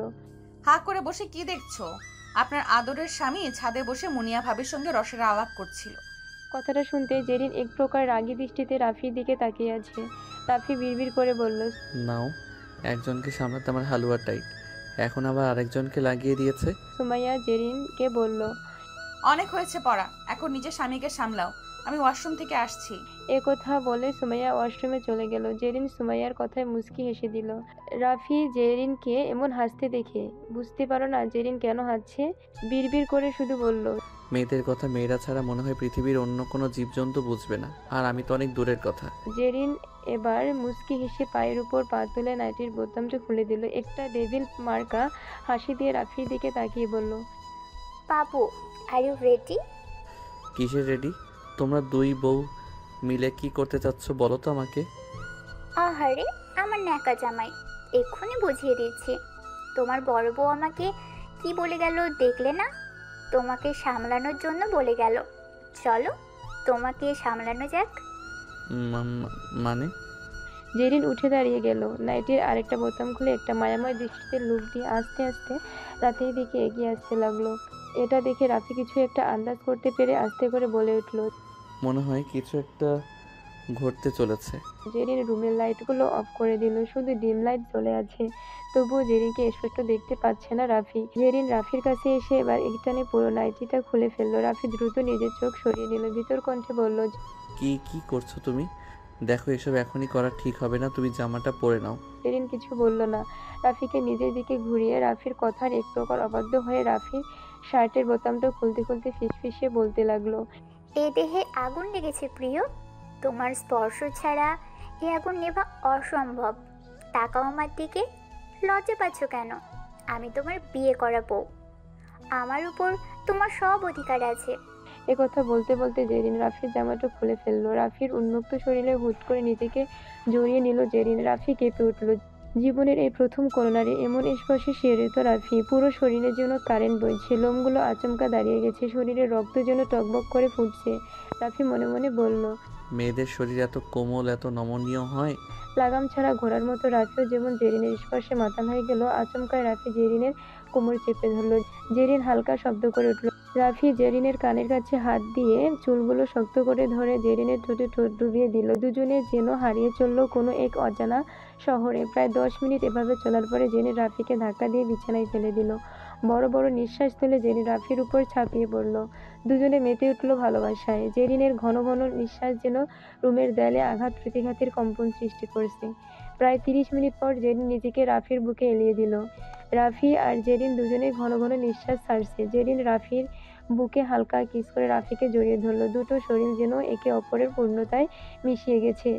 রাফি টেবিলের উপর থেকে পানির গ্লাসটা হাত দিয়ে নিতে যাবে অমনি চমকে উঠল। একটু দূরে একটা মেয়ে দাঁড়িয়ে আছে। রাফির বুঝতে বাকি রইল না এটা অন্য কেউ নয়, তারই বড় বউ। সুমাইয়ার চুলগুলো স্বাভাবিকের তুলনায় একটু বড়, কোমর গড়িয়ে আরো অনেক নিচে চলে এসেছে। ঘন কালো চুলে বেশ সুন্দর লাগে সুমাইয়াকে, তবে আজ একটু অন্যরকম লাগছে। ডিম লাইটের আলো ছিটকে পড়েছে সুমাইয়ার গায়ে। খোলা চুলগুলো যেন ফ্লোর ছুঁয়ে ফেলবে। সাদা রঙের পাতলা একটা নাইটি পরেছে সুমাইয়া। এদের দেহের প্রায় সকল অংশই রাফির চোখে ধরা পড়ল। এমন বেশে সুমাইয়াকে যেন রাতের কোনো পরীর থেকে কম লাগছে না। রাফিকে এভাবে একদিকে তাকিয়ে থাকতে দেখে জেরিনও তাকালো। জেরিন মুচকি এসে রাফির কানে মুখে নে বলল, এবার বড় বউয়ের পালা, বি রেডি, আমি ফ্রেশ হয়ে আসছি। এ কথা বলে জেরিন রাফির ঠোঁটে একটা কিস করে উঠে গেল। ওয়াশরুমে যাওয়ার সময় সুমাইয়াকে আস্তে করে বলল। Good luck. রাফি উঠে বসলো। এক দৃষ্টিতে সুমাইয়ার দিকে তাকিয়ে আছে। সেই প্রথম থেকে রাফি কেন জানি সুমাইয়ার কাছে নিজেকে সেভাবে প্রকাশ করার সাহস পায়নি। সুমাইয়ার থেকে জুনিয়র হওয়াতে এক প্রকার একটা ভয় কাজ করে সবসময় মনে। অন্যদিকে সুমাইয়ার প্রতি একটা আলাদা ভালো লাগা বা ভালোবাসা সবসময় কাজ করে মনের ভেতর। অন্যরকম একটা ভালোবাসার সৃষ্টি হয়। রাফি উঠে দাঁড়িয়ে গেল। সামনে দাঁড়িয়ে থাকা পরীটার দিকে আস্তে আস্তে এগিয়ে গেল রাফি। একটু একটু করে কাছে যাচ্ছে আর একটু একটু করে যেন শরীরে এক অজানা অনুভূতি বাসা বাঁধছে। রাফি সুমাইয়ার সামনে এসে দাঁড়িয়ে গেল। সুমাইয়া নিচের দিকে মুখ করে দাঁড়িয়ে আছে। রাফি কি করবে বুঝতে পারছে না। এই ডিম লাইটের আলোতেও রাফি খেয়াল করলো সুমাইয়ার চেহারাটা লাল হয়ে গেছে। রাফি কিছু বলতে যাবে তার আগেই সুমাইয়া আচমকা নিজের মাথাটা রাফির বুকে ঠেকালো। সুমাইয়া বলল, কখনো কোনো ছেলের সঙ্গে রিলেশন করিনি। সবসময় নিজের লক্ষ্যকে স্থির রেখে ক্যারিয়ারের জন্য দিনরাত পড়াশোনা করে গেছি। তাই ভালোবাসা বা ভালো লাগার ব্যাপারে আমার মন এতটাও সচল নয়। এইসব কিছুকে সবসময় আমি এক প্রকার অ্যাভয়েড করেই গেছি। জীবনে প্রথম আজ এইভাবে একটা পুরুষের সামনে এসে দাঁড়িয়েছি। সবটুকু লজ্জা, সবটুকু বিশ্বাস খুলে দিয়ে দাঁড়িয়ে আছি তোর সামনে। আমার এই লজ্জা, এই বিশ্বাস এখন তোর হাতে। চাইলে নিজের কাছে রাখতে পারিস, আর না চাইলে। এর আগেই সুমাইয়াকে চুপ করিয়ে দিয়ে রাফি সুমাইয়াকে উঠিয়ে ওর নরম গালে হাত দিয়ে বলল, আই লাভ ইউ আমার সিনিয়র বউ। আপনাকে কিছু বলতে হবে না। আজ থেকে আমি আমাকে আপনার নামে লিখে দিলাম। আমি সহ আমার পুরোটাই আপনাকে দিয়ে দিলাম। বরং আপনি চাইলে আপনি আমাকে সারা জীবন নিজের কাছে রেখে দিতে পারেন। রাফি খেয়াল করলো সুমাইয়ার চোখে পানি। লাইটের আলোতে সুমাইয়ার চোখের পানিগুলো কেমন জলজল করছে। রাফি সুমাইয়ার চোখে একটু চুমু খেলো। সুমাইয়া আস্তে করে নিজের নাইটিটা খুলে ফেলল। রাফি সুমাইয়াকে নিজের কোলে তুলে নিল। সুমাইয়া লজ্জায় রাফির গলায় একটা কামড় বসিয়ে দিল। রাফি সুমাইয়াকে বিছানায় শুইয়ে দিল। পরক্ষণে সুমাইয়ার উন্মুক্ত কোমরে এগিয়ে এসে সুমাইয়ার নাভিতে কিস করলো। সুমাইয়া শিরনে কেঁপে উঠল। দুই হাত দিয়ে বিছানা খামচে ধরল। সুমাইয়ার দু চোখ থেকে দু ফোঁটা পানি গড়িয়ে পড়ল। মুচকি হেসে রাফিকে টান দিয়ে নিজের বুকে জড়িয়ে নিল সুমাইয়া। দুজনে হারিয়ে গেল অন্য জগতে। পরদিন সকালে বাইরে চেঁচামেচি শব্দ শুনে রাফির ঘুমটা ভেঙে গেল। রাতে ঘুম হয়নি, আর হবেই বা কিভাবে। রাতে যা চলেছে তাতে কি আর ঘুম আসে? যাই হোক, আমরা সেদিকে না যাই। রাফি মোবাইলটা হাত দিয়ে নিতে গিয়ে নিতে পারল না। ভালো করে চোখ মেলে দেখলো বুকের দুপাশে দুটো মেয়ে মাথা রেখে খুব আরামে ঘুমোচ্ছে। রাফি হুট করে বলল, এরা কারা? মুহূর্তে বলে উঠল, আরে এটা তো আমার বউ। রাতে ঘুম হয়নি এই জন্য আবল তাবল বকছি নাকি? আর বাইরেই বা কিসের চেঁচামেচি চলছে? শান্তিতে একটু ঘুমাতেও দেবে না নাকি? রাফি কোনোরকম চোখ ডলে সুমাইয়া আর জেরিনের দিকে তাকালো। তাকাতে না তাকাতেই রাফি হা হয়ে গেল। মনে মনে বলল, এসব কি? আমাদের জামা কাপড় কোথায় গেল? রাফি দ্রুত একটা কম্বল দিয়ে তিনজনকে ঢেকে নিল। একটু ভাবতেই গত রাতে সব কথা মনে পড়ে গেল রাফির। অবাক হয়ে রাফি বলল, তার মানে কাল রাতে সত্যি সত্যি হয়েছে? মানে আমি ওসব করেছি? তাই তো মনে হচ্ছে। মানে আমি ওসব সত্যি সত্যি করেছি? ভাবতে অবাক লাগছে। হঠাৎ দরজায় খটখট শব্দ শুনে রাফি চমকে উঠল। দরজার ওপাশ থেকে রাফির আম্মু বলল, রাফি ঘুম থেকে উঠেছিস? ছোট বৌমা, ও বড় বৌমা, আরে তোমরা কি ঘুম থেকে উঠেছো? দরজার ওপাশ থেকে রাফির আম্মু বলে উঠল। হ্যাঁ আম্মু উঠেছি। কি হলো, এত সকাল সকাল ডাকছো কেন? সকাল? টাইম দেখেছিস কত বাজে? বেলা 10টা বেজে গেল। আর এদিকে দেখ কি হয়েছে, বাসায় যেন কারা এসেছে। কে এসেছে? আরে সাংবাদিকরা, তুই একটু আয় না এদিকে। একজন বলল ওরা নাকি বড় বৌমাকে খুঁজছে। কি বলো? আচ্ছা আমি আসছি। আচ্ছা তাড়াতাড়ি আয়। রাফি বলে উঠল। আম্মু চলে গেলে রাফি সুমাইয়াকে ডাকতে লাগলো। কয়েকবার ডাকার পরে সুমাইয়া রাফিকে জড়িয়ে ধরে বলল, দেখো না তো, ঘুমাতে দাও। সারা রাত ঘুমাতে দাওনি, সারা রাত জ্বালিয়েছো। এখন আমাকে ঘুমাতে দাও, না হলে কিন্তু তোমার খবর আছে। বাইরে কারোর জন্য এসেছে, আম্মু কেবল ডেকে গেল, ওনারা নাকি তোমাকে খুঁজছে। রাফি আবারও সুমাইয়াকে ডেকে বলল। সুমাইয়া বিরক্ত হয়ে উঠে বসে পড়ল। সুমাইয়ার গা থেকে কম্বলটা নিচে পড়ে গেল। রাফির চোখ পড়তে দ্রুত কম্বলটা দিয়ে সুমাইয়াকে ঢেকে দিল। সুমাইয়ার চোখ ডলতে ডলতে হাই তুলে বলল, কারা এসেছে? আম্মু বলল কি সাংবাদিকরা এসেছে। সাংবাদিকরা কেন আসবে? সেটা তো গেলেই দেখতে পারবো, চলো দেখি। আচ্ছা আমি ফ্রেশ হয়ে আসি। সুমাইয়া খাট থেকে নেমে গেল। গা থেকে কম্বলটা সরতেই সুমাইয়া খেয়াল করলো গায়ে কিছু নেই। মুহূর্তের মাঝে সুমাইয়ার মুখটা লাল হয়ে গেল। রাফির দিকে তাকিয়ে দেখলো রাফি হাঁ করে তাকিয়ে আছে। রাফি অবাক হয়ে গালে হাত দিয়ে তাকিয়ে আছে। সুমাইয়া বলল, অনুমান একটা, লজ্জা শরম নেই? এইভাবে একটা মেয়ের দিকে তাকিয়ে আছিস? এ কথা বলেই সুমাইয়া পাশ থেকে লাইটি তুলে নিজেকে ঢেকে দ্রুত ওয়াশরুমে চলে গেল। রাফি অবাক হয়ে তাকিয়ে আছে। মনে মনে বলল, এটা কি হলো? সব কিছুই তো হলো, তাহলে আমাকে এখন কেন মারলো? কিছুতেই হিসাব মিলাতে পারছি না। রাতে যেই মেয়েকে দেখেছিলাম এটা তো তার উল্টো একদম। আমি তো পাগল হয়ে যাব। সুমাইয়া আপুর মুড এখন একরকম, আবার একটু পরে আরেক রকম। ভালোবাসাতেও যে এমন ভয় থাকে সেটা আগে জানতাম না। রাতে এত কিছু করলাম, কিছু বলল না, আর এখন শুধু একটু তাকিয়েছে, এতেই গালটা লাল করে দিল। পাশ থেকে একটা হাসির শব্দ এলো। রাফি তাকিয়ে দেখলো জেরিন মুচকি মুচকি হেসে চলেছে। রাফি কিছু বলার আগে জেরিন বলল, তোমার বড় বউ আসলে একটা জেরিন জিনিস। এর কথা শুনে রাফি বলল। জেরিন রাফির গাড়িটা দেখে তুমি জেগে আছো? না জেগে কি পারি? দেখি তো, এদিকে তাকাও। কেন? একটু মুচকে হাসলো। গালটা লাল হয়ে আছে। জেরিন একটু চুমু দিয়ে বলল, ব্যথা করছে বুঝি? আমার মজা নিচ্ছ তাই না? এখানে মজা নেওয়ার কি আছে? আমি তো শুধু শুধালাম ব্যথা করছে কিনা। মার খেলে মানুষের ব্যথা ছাড়া কি আনন্দ লাগে? সারা রাত বউয়ের আদর খেয়েছো, এখন না হয় একটু ব্যথা পেলে। তুমিও বড় ভাইয়ের মতো হয়েছ, কোথায় একটু আদর করবে তা না, তুমি শুধু মজা নিয়ে চলেছো। রাতে এত আদর করলাম, মন ভরেনি বুঝি? রাফি কিছু না বলে টান দিয়ে জেরিনকে নিজের বুকে নিয়ে আসলো। আরে কি করছো? সকাল হয়ে গেছে, দেখো এখন দুষ্টুমি করো না, ফ্রেশ হতে যেতে হবে। নিচে হয়তো সবাই ওয়েট করছে। তাতে আমার কি? আমার তো এখন তোমাকে আদর করতে ইচ্ছে করছে। পাগল ছেলে, দুষ্টুমি করো না প্লিজ, সবাই কি মনে করবে? সবার কথা আমি চিন্তা করি না, আমার এখন আদর লাগবে তাই। বুঝেছি, তোমার বড় বউ ছাড়া তোমাকে টাইট দেওয়ার মতো আর কেউ নেই। ডাক দিব নাকি বউকে? কথায় কথায় শুধু বড় ভাইকে ডাক দেওয়ার বাহানা। আমি কি ভয় পাই নাকি? আমি কাউকে ভয় পাই না।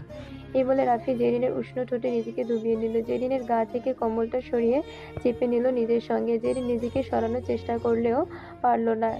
রাফি জেরিনের খোলা পিঠে হাত বুলিয়ে চলেছে। রাফির এমন স্পর্শে জেরিন মুহূর্তের মধ্যে যেন জ্বলে উঠল। ঠিক তখনই পিছন থেকে সুমাইয়া বলে উঠল, এখন এসব কি চলছে? সুমাইয়ার কথা শুনে রাফি চমকে উঠল। জেরিন রাফিকে ছেড়ে কম্বল দিয়ে নিজেকে ঢেকে নিল। রাফি মনে মনে বলল, এই বিশেষ সময় কি কেউ এভাবে ব্যাঘাত ঘটায়? এর জন্য ঠিক মতো রোমাঞ্চ করতে পারবো না। সুমাইয়া চুল মুছতে মুছতে বলল, দুজনেই 10 মিনিটের মধ্যে ফ্রেশ হয়ে নিচে আসবে, এই কথা যেন আমার আর দ্বিতীয়বার বলা না লাগে। একথা বলে সুমাইয়া আয়নার সামনে দাঁড়িয়ে নিজের চুল ঠিক করে নিল। এরপর নিজেকে ভালোভাবে ঠিক করে দরজা খুলে বাইরে আসার সময় পিছনে না তাকিয়েই বলল, মনে থাকে যেন 10 মিনিট পরে যেন দুজনকে আমি নিচে দেখতে পাই। সুমাইয়া চলে গেল। জেরিন এবার জোরে জোরে হেসে উঠল, বলল, তোমার বড় বউ থাকতে তোমার কপালে রোমান্স জুটবে না। আচ্ছা আমি ফ্রেশ হতে যাচ্ছি। জেরিন ফ্রেশ হতে চলে গেল। রাতে হতাশ মনে কম্বলটা গায়ে জড়িয়ে বলে উঠল, ইচ্ছে হচ্ছে জাহাজের নিচে গিয়ে মাথা ঠেলে দেয়। এদিকে সুমাইয়া নিচে আসতেই কিছু সাংবাদিকদের দেখতে পেল। সবাই ড্রয়িং রুমে বসে আছে। সুমাইয়াকে দেখেই সবাই দাঁড়িয়ে গেল। দ্রুত সবাই সুমাইয়ার সামনে এসে বিভিন্ন প্রশ্ন করতে লাগলো। আচমকা এমন ঘটনায় সুমাইয়া একটু অবাক হলো। সবাইকে আরামসে বসতে বলে নিজেও সামনের সোফায় বসে পড়লো। এরপর সুমাইয়া বলল, হঠাৎ আপনারা আমাদের বাসায়, ঘটনা কি? সুমাইয়ার কথা শুনে একজন সাংবাদিক বলল, কি বলছেন? আপনার খবর আর আপনি জানেন না? আপনারা কি বলছেন আমি কিছু বুঝতে পারছি না। আপনি কি কোনো নিউজ শুনেননি? আপনি সত্যি জানেন না? সত্যি বলছি আমি কিছুই জানি না, আমি তো ঘুমিয়েছিলাম। বাসায় লোক আমাকে ডেকে বলল আপনারা এসেছেন। আমরা সবাই আপনার প্রজেক্টের বিষয় নিয়ে কথা বলছি। আপনার রিসার্চের যে প্রজেক্ট বানিয়েছে সেটা বর্তমানে দেশের উচ্চ কর্মস্থলের লোকদের আকর্ষণ করেছে, আর পুরো মিডিয়াতে এই কভার করা হচ্ছে। আপনি কি এসবের কিছু জানেন না? কি বলছেন, সত্যি? জি, একদম সত্যি। আর আমরা এখানে আপনার সাক্ষাৎকার নিতে এসেছি। এমন সাফল্য কে আপনি কি হয়ে নিচ্ছেন? দেখুন, ফার্স্ট অফ অল বলতে গেলে এটা আমার একার রিসার্চ না, আমাদের 4 ফ্রেন্ডের কষ্টের একটা সাফল্য। সো আমি মনে করি এখানে আমার যতটুকু অবদান আছে বাকি 3 জনেরও ঠিক সমান অবদান রয়েছে। আমার মনে হয় আমার একা না হয়ে আমাদের পুরো টিমের একসঙ্গে যদি সাক্ষাৎকার নেন তাহলে ভালো হয়। Great idea. আসলে আমরা কিছুক্ষণ আগেই নিউজ পেয়েছি, তাহলে আমরা একটা মিডিয়া কনফারেন্সের আয়োজন করি। যেমনটা আপনারা ভালো মনে করেন, তবে হ্যাঁ, এটা আমাদের ভার্সিটিতে হওয়া চাই। ওকে, আমরা আপনাকে জানিয়ে দেব। ওকে, ধন্যবাদ। এরপর হালকা কিছু কথাবার্তা বলে ওনারা সবাই চলে গেল। ওনারা চলে গেলে বাসার সময় সুমাইয়াকে ঘিরে ধরলো। এক একজন এক এক প্রশ্ন করে চলেছে। সুমাইয়া সবাইকে থামিয়ে মুচকে এসে বলল, হ্যাঁ বলছি। ঘটনা হলো আমরা 4 ফ্রেন্ড মিলে একটা বিষয়ের উপর রিসার্চ করছিলাম, আর ভালো সংবাদ হলো আমরা সেটাতে সাফল্য অর্জন করতে পেরেছি। খুব শীঘ্রই আমাদের নিয়ে একটা মিডিয়া কনফারেন্স হবে, আমাদের ভার্সিটিতেই হবে। সুমাইয়ার কথা শুনে সবাই অনেক খুশি হলো। সবাই সুমাইয়াকে অভিনন্দন জানালো। সুমাইয়া আজ অনেক খুশি। এতদিনের সব কাজ পূর্ণতা পেল। সুমাইয়া দ্রুত উঠে গিয়ে ফ্রেন্ডদের ফোন করতে লাগলো। এদিকে রাফি আম্মুকে বলল, আম্মু, আজকে তাহলে বাসায় স্পেশাল রান্না হবে, কি বলো? অবশ্যই, আজকে এত সুন্দর একটা দিন, আজ আমি নিজে সবার জন্য স্পেশাল রান্না করব। ওয়াও, তাহলে তো আজকে অনেক মজা হবে। কিছুক্ষণ পর সুমাইয়া এসে রাফিকে বলল, আমি ভার্সিটিতে যাব, আমাকে নামিয়ে দিয়ে এসো। আমি তো রেডি আছি, তুমি রেডি হয়ে এসো। ওকে, আমাকে 2 মিনিট দাও, আমি এক্ষুনি আসছি। ওকে। সুমাইয়া খুব দ্রুত নিজের রুমে চলে গেল। রাফি জেরিনকে বলল, তুমি বের হবে কোথাও? না, আজকে আর কোথাও বের হব না, আর ভার্সিটিতেও আজকে যেতে ইচ্ছে করছে না। তাহলে আমার সঙ্গে চলো। বড় বউকে ভার্সিটিতে নামিয়ে দিয়ে আমি আর তুমি কোথাও ঘুরে আসবো। এটা মন্দ বলনি। ওয়েট, আমিও রেডি হয়ে। ওকে। দেখতে দেখতে প্রায় 1 ঘন্টা কেটে গেল। এদিকে ভার্সিটিতে সব টিচাররা সুমাইয়াদের নিয়ে আলোচনায় ব্যস্ত। সুমাইয়াদের অর্জন মানে ভার্সিটির অর্জন। এখন ভার্সিটির নাম পুরো দেশের সব জায়গায় আরো ভালোভাবে জায়গা করে নিতে পারবে। এজন্য সব টিচাররা নিজেদের ভার্সিটিকে আরো ভালো করার জন্য সব রকম চেষ্টা করে চলছে। ইতিমধ্যে ভার্সিটি সকল স্টুডেন্টরাও সবকিছু জেনে গেছে। অহনা, সোহিনী আর জুবাইয়ের ভার্সিটিতে আসার সময় অনেকেই ওদেরকে অভিনন্দন জানিয়েছে। আর ভার্সিটিতে ঢোকার পর তো সকলের মুখে মুখে একথা, যে দেখছে সেই ওদেরকে অভিনন্দন জানাচ্ছে। একটু পর রাফি সুমাইয়াকে নিয়ে ভার্সিটিতে চলে আসলো। গাড়ি থামতেই সুমাইয়া দ্রুত নেমে পড়লো। রাফি আর জেরিন সুমাইয়াকে বেস্ট অফ লাক বলল। সুমাইয়া কিছু দূর গিয়ে আবার ফিরে আসলো। রাফি বলল, কি হলো, কিছু ফেলে গেছো? সুমাইয়া কিছু বলল না। হুট করে 2 হাত দিয়ে রাফির মুখটা ধরে আচমকা রাফির ঠোঁটে হালকা একটা চুমু খেয়ে দ্রুত চলে গেল। রাফি অবাক হয়ে গেল, মনে মনে বলল, এটা কি হলো? এই মেয়েটার মাথায় কখন কি আসে কে জানে। জেরিনের দিকে নজর পড়তে রাফি বলল, এভাবে কেন তাকিয়ে আছো? না, এমনি। তোমার বড় বউ দিন দিন কেমন তোমায় একটু বেশি ভালোবেসে চলেছে। তুমিও কম কিসে? না, আমি ভাবছি তোমার বড় বউ মাত্র যেটা করলো ভার্সিটির অনেকেই তো দেখে ফেলেছে, তাই না?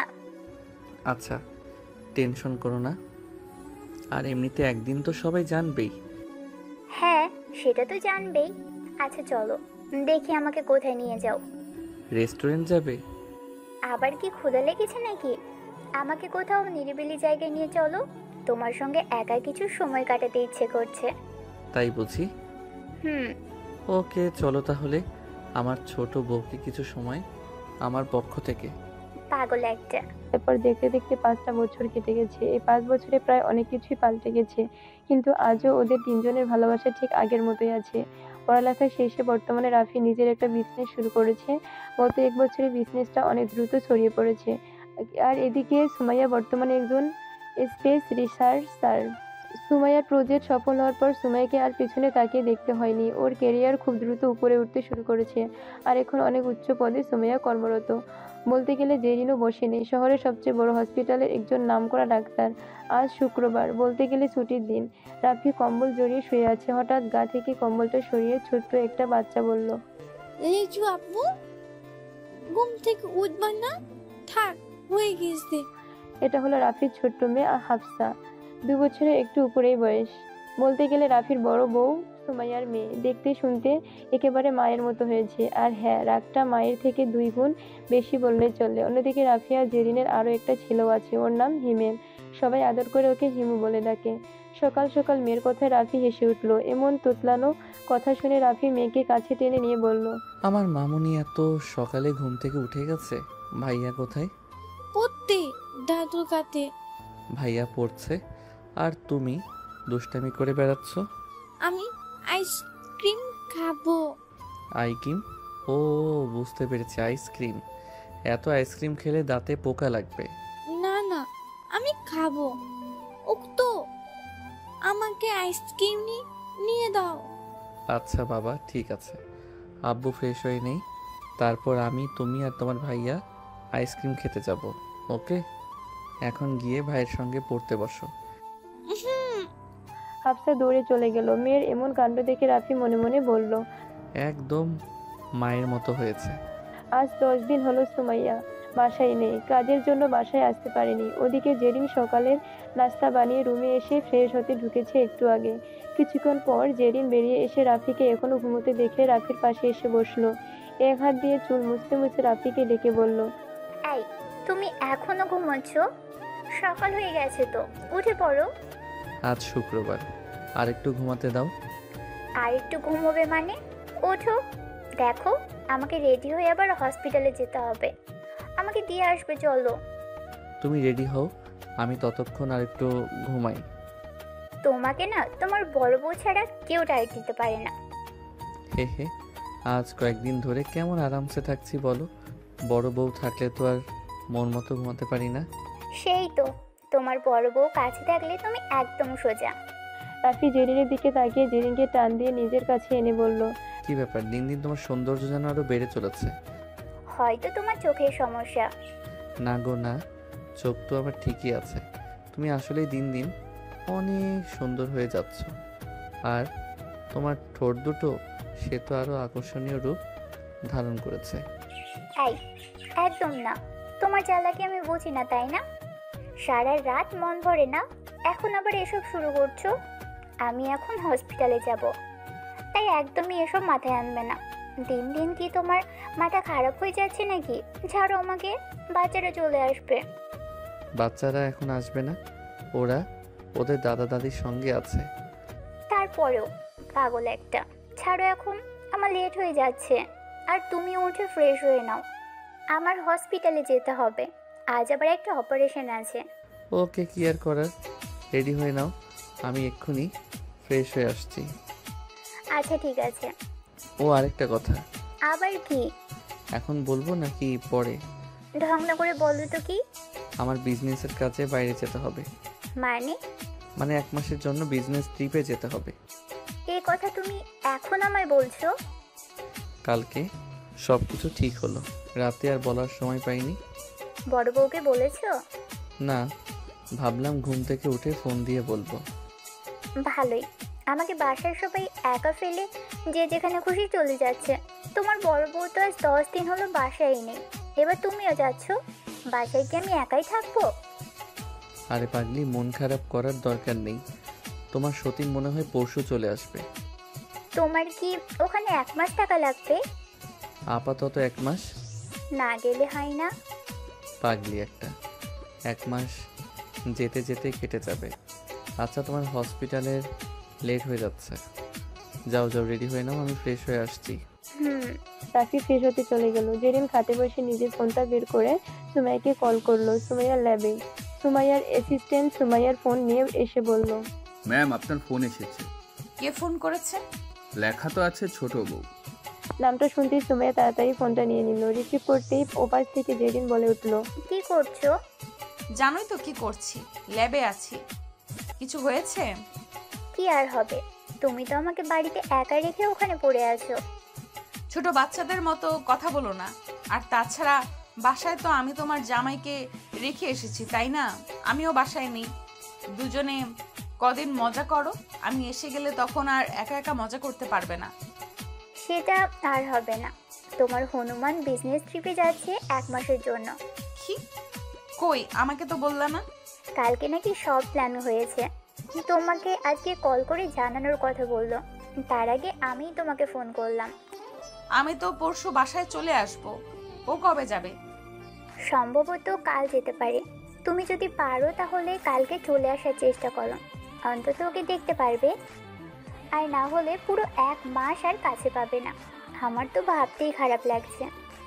আমি রাতে কিভাবে ঘুমোবো?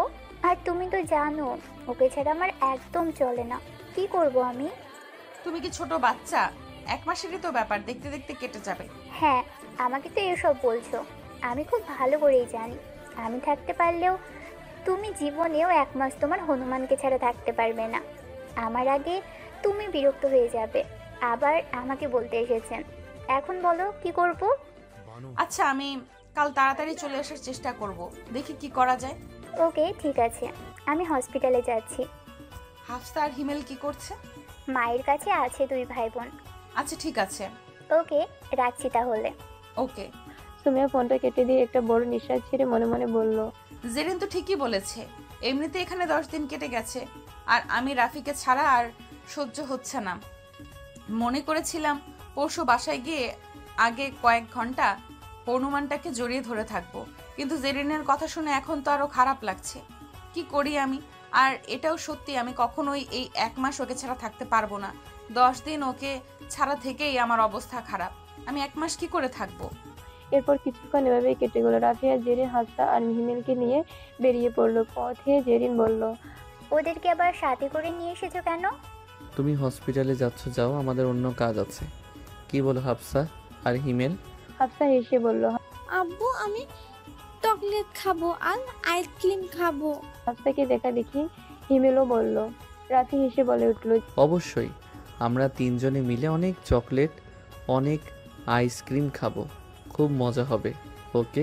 জেরিন রাফির দিকে একটু রাগী দৃষ্টিতে তাকিয়ে বলল, ছেলে মেয়ে দুটো যদি ঠান্ডা লাগে তো তোমার খবর আছে। যেমন বাপ হয়েছে তেমনই ছেলে মেয়ে 2টা হয়েছে। হনুমানটা যেমন, তার বাচ্চারাও ঠিক তেমন। আহা, তোমাকে টেনশন করতে হবে না, এটা আমাদের ব্যাপার। সামনে মনে হচ্ছে জ্যাম। ডান সাইড দিয়ে ঢোকো, এই সময় রাস্তা খালি থাকার কথা। আচ্ছা ঠিক আছে। এরপর দেখতে দেখতে আরো 15টি বছর কেটে গেল। রাফি বিজনেস ট্রিপে চলে গেছে, এদিকে সুমাইয়া বাসায় চলে এসেছে। রাতে হাফসা আর হিমেলকে ঘুম পাড়িয়ে সুমাইয়া ছাদে চলে আসলো।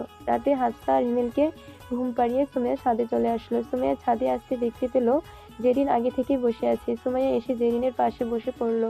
সুমাইয়াকে দেখে জেরিন বলে উঠল। জেরিন সুমাইয়াকে দেখে বলল, মুখটা এমন ফ্যাকাশে হয়ে আছে কেন? মনে হয় জানো না। জেরিন মুচকে হাসলো, একটা নিঃশ্বাস ছেড়ে বলল, আমাকে তো সেদিন বলেছিলে যে মাত্র কয়েকটা দিন, এখন তোমার কি হলো? সে তো বলেছিলাম, কিন্তু এখন আর ভালো লাগছে না। কি করে বলো তো? তুমি বড় বউ, তাই তোমার দায়িত্ব বেশি। এখন কি করা যায়? আমার মনে হয় খুব ঘুম আসছে। দেখো চোখের নিচে কালো দাগ পড়ে গেছে ঠিকমতো ঘুমাতে না পেরে। হনুমানটা ছাড়া কি ঘুম আসে? আচ্ছা, একটা কাজ করলে কেমন হয়? কি কাজ? চলো আমরাও চলে যাই। কোথায়? সিঙ্গাপুর। কি বলছো? এছাড়া কোনো উপায় আছে তোমার কাছে? কিন্তু রাখো তোমার কিন্তু। আমি আব্বুকে বলবো আমাদের দুজনের জন্য টিকিট এমার্জেন্সি ম্যানেজ করতে। ওকে? তুমি কি সিরিয়াস? আমাকে দেখে কি তোমার সিরিয়াস মনে হচ্ছে না? না, সে মনে হচ্ছে, কিন্তু হঠাৎ কিভাবে কি? আমি এত কিছু জানি না। আমি আরও পিছনে থাকতে পারবো না। আমি আব্বুকে কাল সকালে ফোন করে আমাদের দুজনের জন্য টিকিটের ব্যবস্থা করতে বলবো। দরকার হলে কালকেই আমরা রওনা দিব। এদিকে আমাদের ছেলে মেয়ে দুটো, ওদের কি হবে? বাসায় আব্বু আম্মু আছে না, এছাড়াও কাজের লোকজন আছে। এই কয়দিন সবাইকে এখানে থাকতে বলবো, আর আব্বু আম্মু ওদেরকে দেখে শুনেই রাখবে। হ্যাঁ, সেটা মন্দ বলনি। তাহলে ফাইনাল, আমরা কালকেই যাচ্ছি। রাফিকে জানাবো না? দরকার নেই, দুজনেই সারপ্রাইজ দিলাম। হ্যাঁ, এটা ঠিক বলেছো। পরদিন সকালে দুই বউ কিচেনে রান্না নিয়ে ব্যস্ত। রান্না করতে করতে জেরিন বলল, আমি কিন্তু আব্বুকে বলেছি। কি বললো? বললো বিকেলের ভিতর ম্যানেজ করতে যাবে। আচ্ছা, আরেকটা কাজ করলে কেমন হয়? কি কাজ? তুমি এত বড় একটা পজিশনে কাজ করো, তুমি চাইলে তো আমরা এখনই বের হতে পারি। সত্যি বলতে আমি বললে হয়তো সরকার আমাদের যাওয়ার ব্যবস্থা এখনই করে দিবে, কিন্তু আমি ওসব চাই না। খামোখা আবার মিডিয়ার ঝামেলা। ও আচ্ছা, তাহলে দ্রুত রান্নাটা শেষ করে নাও। জামা কাপড় তো কিছু গোছাতে হবে। সে আমাকে চিন্তা করতে হবে না, আমি কাল রাতে সবকিছু গুছিয়ে রেখেছি। জেরিন একটু অবাক হয়ে মুচকি হেসে বলল, তোমার তো দেখছি তরই সইছে না একেবারে, সব কিছু আগে ভাগেই রেডি করে ফেলেছো। যেতে যখন হবে তখন আর দেরি করে লাভ কি, তাই কাল রাতেই লাগেজ গুছিয়ে রেখেছিলাম।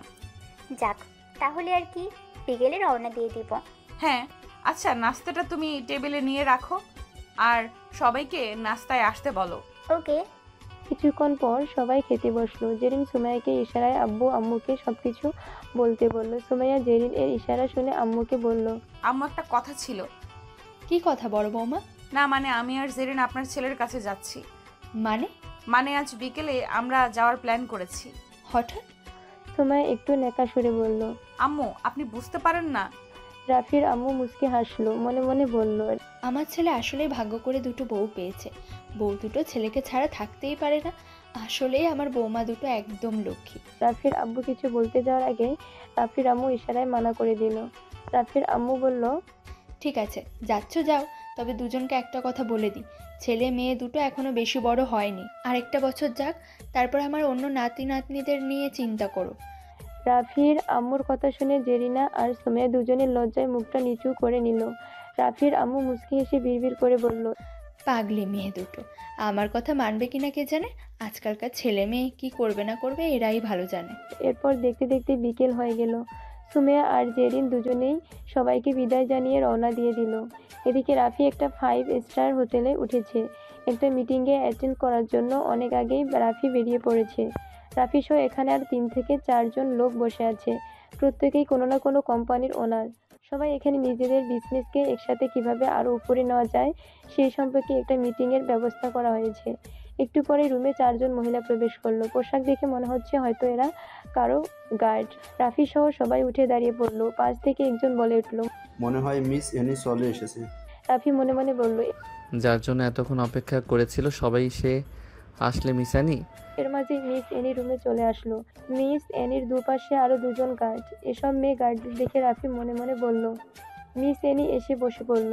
সবাই সবার সঙ্গে প্রথমে নিজেদের পরিচয় শেয়ার করে কাজের কথা আলোচনা করতে লাগলো। দেখতে দেখতে প্রায় 4 ঘন্টা কেটে গেল। অবশেষে মিটিং শেষ করে সবাই নিজেদের মতো চলে যেতে লাগলো। সবাই চলে গেল, রাফি এখনো যায়নি। একটা ফাইল হাতে এখনো বসে আছে। মিস এনি একটি সিগারেট জ্বালিয়ে উঠে জানালার কাছে এসে বলল, মিস্টার রাফি, আপনার কি কিছু বলার আছে? রাফি হাতে থাকা ফাইলটা টেবিলের উপরে রেখে বলল, হ্যাঁ, কিছু বলার ছিল। ওকে বলুন। ম্যাম, তার আগে আপনি ফাইলটা যদি একবার দেখতেন। ফাইল? কিসের ফাইল? একটা নতুন প্রজেক্টের। তো আপনি আমাকে কেন এই ফাইল দেখাচ্ছেন? সেটা আপনিও জানেন। মিস এনি মুচকে হাসলো, বলল, সত্যি আপনি অনেক চালাক। আপনি তো জানেন চালাক না হলে বিজনেসে টেকা অসম্ভব। আপনি আমার মাধ্যমে আমার ড্যাডকে আপনার প্ল্যান শেয়ার করতে চান। কি চালাক আপনি। আপনি যখন সব বুঝতে পেরেছেন তাহলে তো আর কিছু বলার নেই। তারপরে আমি বলবো একবার আপনার ফাইলটা দেখে নেওয়া উচিত। আমি জানি আপনি আপনার ড্যাডের কোম্পানিতে কোনো ইন্টারেস্ট রাখেন না, এজন্য আপনি নিজেই আপনার বিজনেস স্টার্ট করেছিলেন, আর আজ আপনি এতদূর পৌঁছে গেছেন। আসলে এই ফাইলটা দেখলে আপনি বুঝতে পারবেন এখানে আপনারও লাভ আছে, আমারও লাভ আছে। আমি সরাসরি এটা করতে পারছি না কারণ আমার কাছে কোনো শক্ত সাপোর্ট নেই। আপনি যদি আমাকে সাপোর্ট করেন তাহলে এটা আমাদের দুজনেরই অনেক লাভ হবে। মিজানি কিছু বলল না। আস্তে আস্তে রাফির দিকে এগিয়ে এসে রাফির সামনে দাঁড়িয়ে গাল থেকে ধোয়া রাফির মুখে ছেড়ে এক হাত রাফির কাঁধে রাখলো, আর এক হাত দিয়ে ইশারা করতেই রুমের গার্ডগুলো সবাই বাইরে চলে গেল। মিজানি বলল, মিস্টার রাফি, আপনি কি জানেন আপনার অ্যাটিটিউড বেশ অ্যাট্রাকটিভ। আপনি চাইলেই। আর কিছু বলার আগে রাফি ওনাকে থামিয়ে বলল, আমরা বিজনেস নিয়ে কথা বলি, অন্যদিকে না যাওয়াই ভালো, কারণ সেখানে আমাদের দুজনের কারোরই কোনো লাভ নেই। ও মিস্টার রাফি, এই কথাই তো আপনাকে বলছিলাম। আপনার সামনে এত হট একটা মেয়ে দাঁড়িয়ে আছে, কিন্তু তবুও আপনি একটু লক্ষ্য হারাননি। I like it. ওকে, ফাইলটা না হয় আমি পড়ে দেখব। তো আজকে আপনার প্ল্যান কি? কোথাও বিজি আছেন? এখানে যে জন্য এসেছিলাম সেটা তো কমপ্লিট হয়ে গেল, আপাতত আমি ফ্রি। ভাবছি আপনি ফাইলটা দেখলে তারপর দেশে ফিরে যাব। এত জলদি দেশে ফিরে কি করবেন? চলুন কোথাও টাইম স্পেন্ড করা যাক। সেটা পরে কোনো এক সময় হবে, আমাকে এখন যেতে হবে। রাইট নাও 11টা বেজে গেছে। চলুন একসঙ্গে ডিনার করি কোথাও, তারপর না হয় আপনি চলে যাবেন। রাফি মানা করতে যেও পারল না, যদি আবার কিছু মনে করে ফাইলটা না দেখে, এজন্য ওনাকে অ্যাফেন্ট না করে রাফি রাজি হয়ে গেল। এরপর দুজনে একটা রেস্টুরেন্টে চলে আসলো। এদিকে জেরিন আর সুমাইয়া ওরা পৌঁছে গেছে। হোটেলের ঠিকানা আগে থেকেই জানা ছিল, তাই আর রাফির রুম খুঁজে পেতে দেরি হলো না। দুইজন ম্যানেজারকে বলে রাফি রুমে চলে আসলো। ম্যানেজার সুমাইয়া আর জেরিনকে রাফি রুমে পৌঁছে দিয়ে চলে আস্তে আস্তে বিড়বিড় করে বলল। জেরিন আর সুমাইয়া রুমে এসে খাটের উপর বসে পড়লো। জেরিন খাটের উপর গা এলিয়ে দিয়ে বলল, জার্নি করে ভীষণ টায়ার্ড আমি, তুমি আগে ফ্রেশ হতে যাও, তারপরে আমি যাব। আচ্ছা ঠিক আছে। প্রায় 30 মিনিট পর দুইজনেই ফ্রেশ হয়ে বিছানায় বসে আছে। সুমাইয়া হাতে ঘড়িটার দিকে তাকালো, দেখলো 12টা বেজে গেছে। একটু বিরক্ত হয়ে সুমাইয়া বলল, কই গেছে বলতো, এখনো রুমে আসছে না? আবার কোনো পার্টিতে গেল না তো? এখানকার পার্টিগুলোতে তো ওইসব মেয়েরা থাকে, জামা কাপড় শরীরে এক প্রকার থাকে না বললেই চলে। এর সাহসও কখনো করবে না। এছাড়া এতদিন আমরা দুজন ওর সঙ্গে রয়েছি, ও এমন ছেলে না।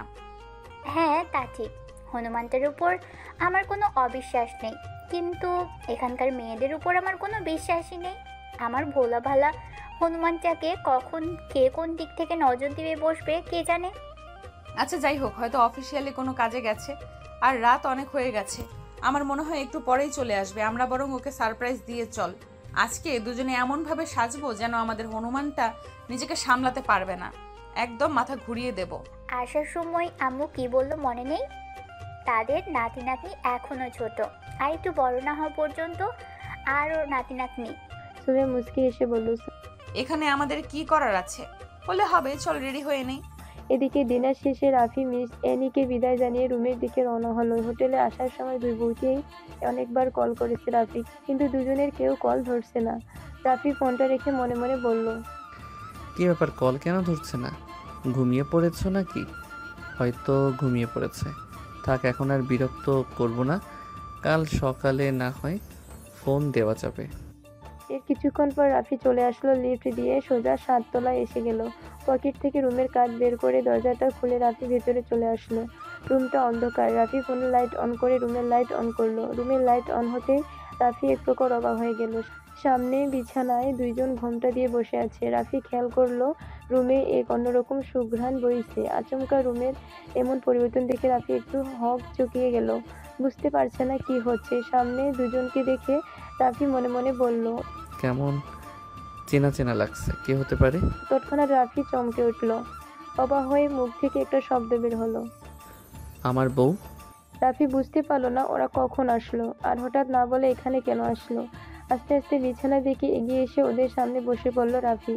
দুজনের ঘোমটা দুই হাত দিয়ে উপরের দিকে তুলতেই দুইটা চেহারায় রাফির সামনে ধরা পড়লো। রাফি অবাক হয়ে তাকিয়ে আছে। এমনিতেই জেরিন আর সুমাইয়ার সৌন্দর্যের কোনো তুলনা হয় না, একজন আরেকজনের থেকে একটুও কম না। রাফি আরো বেশি অবাক হলো দুজনকে এমন সেজে গুজে বসে থাকতে দেখে। একদম নতুন বইয়ের মতো লাগছে, পার্থক্য শুধু শরীরে কোনো অলংকার নেই, কিন্তু এভাবেই দুজনকে এত সুন্দর লাগছে যা বলে বোঝানো অসম্ভব। রাতে সুমাইয়ার অবশ্য পাতলা শাড়ি বা নাইটি পরার অভ্যাস, আজকেও তার ব্যতিক্রম হলো না। আর বোঝা যাচ্ছে জেরিন নিজেও সুমাইয়ার সেই পাতলা কাপড়ই পরেছে। অবশ্য বিয়ের কিছুদিন পর থেকে দুজন কখনো আলাদা আলাদা জিনিস ব্যবহার করেনি। দুজনেই দুজনের সবকিছু যখন যেটা ইচ্ছে তখন সেটা পরে। কিন্তু আজকে রাফি একটু বেশি অবাক হলো। একে তো এখানে এসেছে সেটা রাফি জানে না। অন্যদিকে এত সুন্দর করে সেজেগুজে বসে আছে। রুমের ভিতর আলাদা একটা ঘ্রাণ চারিদিকে ঘুরছে। হালকা লিপস্টিক, খোলা চুলে, নেশা ভরা চোখ আর চেনা শরীরের মাতাল করা ঘ্রাণ সবকিছু যেন রাফিকে নিজের ভেতর আবদ্ধ করে চলেছে। রাফিকে এভাবে মুগ্ধ হয়ে তাকিয়ে থাকতে দেখে সুমিয়া মুচকি হেসে বলল, এভাবে কি দেখছো? তোমাদের খুব সুন্দর লাগছে দুজনকে। এত দেরি করে আসলে কেন? তার আগে বলো, হঠাৎ তোমরা এখানে? কিছু হয়েছে? কিছু না, অনেক কিছু হয়েছে। হৃদয়ে হাহাকার চলছে, শরীর বিদ্রোহ শুরু করেছে, মস্তিষ্ক কাজ করছে না, বুকের ভেতর আগুন জ্বলছে, আরো কত কি হচ্ছে। আর তুমি বলছো কিছু হয়েছে কি না? জেরিন সুমিয়ার দিকে তাকিয়ে বলল, আমার আর সহ্য হচ্ছে না। আমার মনে হয় হচ্ছে। রাফি বলল, কি বলছো তোমরা এসব? আর এইভাবে আজকে সুন্দর করে সেজে বসে আছো কেন? সুমাইয়া আর জেরিন দুজনে একে অপরের দিকে তাকিয়ে মুচকে হাসলো। দুই বইয়ের এমন হাসি দেখে রাফির মন কিছু একটা বুঝতে পারলো। হুট করে রাফি বলল, মতলব কি তোমাদের? দেখো, আমি বাইরে থেকে মাত্র আসছি, ঘেমে আছি, আমি ফ্রেশ হয়ে আসছি। জেরিন বলল, সেটা এখন আর হচ্ছে না, অনেক অপেক্ষা করিয়েছো। এই মন আর এই শরীর এখন কোনো অপেক্ষায় সহ্য করতে পারছে না। তুমি আর তোমার শরীর প্রতিটা ঘামবিন্দু আমাদের কাছে নেশার মতো। সো তোমাকে আজকে আর পালিয়ে যেতে দিচ্ছি না। জেরিন বুক থেকে জামাটা সরিয়ে বুকে হাত দিয়ে বলল। এদিকে সুমাইয়া নিজের লম্বা চুলগুলো সামনে থেকে পিছনের দিকে সরিয়ে নিল। নিশ্চুপে নিজের জামার হুকটা খুলে ফেলল। এক ভয়ানক নেশা ভরা দৃষ্টিতে সুমাইয়া রাফির দিকে তাকিয়ে শান্ত গলায় বলল, তোমার স্পর্শ পাওয়ার জন্য এই শরীর জঙ্গলের লাগাম ছাড়া পাগলা ঘোড়ার মতো মাতাল হয়ে উঠেছে। আগ্নেয়গিরির দাবদাহের মতো এই শরীরে আগুন জ্বলছে। তুমি কি বুঝতে পারছো না? এ কথা বলতে বলতে দুজনেই আস্তে আস্তে রাফির কাছে এগিয়ে আসলো। রাফি খেয়াল করলো আজ আর পালাবার পথ নেই, এই আহ্বানে নিজেকে মেলাতেই হবে। পিছু হটার কোনো পথ খোলা রাখেনি। রাফি নিজের শার্টের বোতাম খুলতে গেলে জেরিন আরাফির হাতটা থামিয়ে নিজের শার্টের বোতাম খুলতে লাগলো। সুমাইয়া রুমের লাইটগুলো অফ করে দিল, শুধু রুমের ডিম লাইটগুলো জ্বালিয়ে রাখলো। এর মাঝে হঠাৎ দরজায় নক করার শব্দ। সুমাইয়া বলল, আমি দেখছি। সুমাইয়া কোনো রকম কাপড় ঠিক করে এসে দরজা খুললো। সামনে একজন মেয়ে আর একজন ছেলে দাঁড়িয়ে আছে। মেয়েটার হাতে একটা ঢাকনা দেওয়া কি যেন আছে। সুমাইয়া বলল, এটা কি? মেয়েটা বলল। সুমাইয়া মেয়েটার হাতে থাকা জিনিসটার উপর থেকে একটা রুমাল উঠাতেই দেখতে পেল ওইসব। সুমাইয়া মুচকে হাসলো, মেয়েটার দিকে তাকিয়ে বলল, এসবের কোনো দরকার নেই, এসব লাগবে না। এর মাঝে রুমের ভেতর থেকে জেরিন বলে উঠল, দরজা বন্ধ করো। সুমাইয়া মুচকে হাসলো। সুমাইয়া আর কিছু না বলে দরজাটা লাগিয়ে দিল। দাঁড়িয়ে থাকা মেয়েটি আর ছেলেটি অবাক হয়ে একে অপরের দিকে একবার তাকালো। এরপর মুচকে এসে দুজনে চলে গেল। রাফির ঘামার্ত শরীরে একের পর এক চুম্বন দিয়ে চলেছে জেরিন। জেরিনের এমন আক্রমণে রাফি আর পিছু হটতে পারল না। রাফি জেরিনকে নিজের বুকে টেনে নিয়ে জেরিনের উন্মুক্ত বুকে নিজের নাক ঘষতে লাগলো। রাফির এমন স্পর্শে জেরিন যেন পাগলের মতো ছটফট করতে লাগলো। এর মাঝে রাফির নাকে একটা আলাদা নেশাময় ঘ্রাণ আসলো। জেরিনের কোমর চেপে ধরে রাফি পাশে তাকালো, দেখলো সুমাইয়া রাফির পাশে চুপ করে বসে আছে। এক মুহূর্তের জন্য রাফির নজর সুমাইয়ার চোখে পড়লো। রাফি যেন সুমাইয়ার এই শান্ত চোখে অশান্ত এক নেশা দেখতে পেল, যেন ক্ষুধার্ত এক বাঘিনী বসে আছে, তবে নেশা এক ক্ষুধা ভালোবাসার। সুমাইয়ার এমন ভয়ঙ্কর নেশাময় চেহারা দেখে রাফি মুচকি হেসে মনে মনে বলল, আজ আমি তোমাদের ভালোবাসার এক অনন্য দুনিয়ায় নিয়ে যাওয়ার দায়িত্ব আমার। আমার বউ দুটো এত রোমান্টিক হবে আমি ভাবতেই পারিনি। রাফি সুমাইয়াকে ডান হাত দিয়ে নিজের বুকে টেনে নিল। সুমাইয়া মুচকি এসে নিজের ঠোঁট রাফির ঠোঁটে চেপে ধরল। রাফি সুমাইয়ার উষ্ণ ঠোঁট দুটো নিজের মতো করে ভালোবাসায় ভরিয়ে দিতে লাগলো। এ রাত যেন ওদের ভালোবাসায় পরিপূর্ণ এক রাত ধীর গতিতে এগিয়ে চলেছে, যেন সময়ের ব্যাকুলতায় তিনটি ক্ষুধার্ত দেহ ভালোবাসায় নিজেদের ক্ষুধা মিটিয়ে চলেছে।